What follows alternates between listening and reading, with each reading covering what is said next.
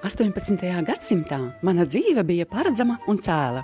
Ja man kaut kas bija vajadzīgs, es vienkārši pasaucu kalponi, bet tagad es pati meklēju kečupu, un šķiet, ka katrs no šiem pretendē uz hercoga titulu.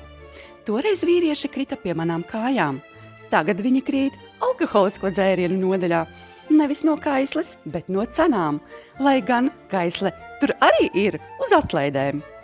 Es staigāju pa marmora zālēm, bet tagad starp majonēzes plauktiem, un ziniet, majonēzes ir vairāk nekā viesu manā pēdējā ballē, un visi tik balti, bet neviens nemāk turēt muguru taisnu. 18. gadsimtā es izvēlējos dārglietas. Šodien es izvēlos toaletes papīru. Toaletes papīru! Toreiz tam bija īpašs cilvēks, ļoti atbildīgs, dažreiz pārāk, viņš sekoja līdzi visam.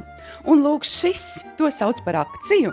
Manā laikā par akciju uzskatīja, ja kāds grāfs pēc 3. glāzes neiekrita strūklakā, lai gan, ja viņš redzētu šodienas siera cenas, nokristu bez glāzes un bez strūklakas.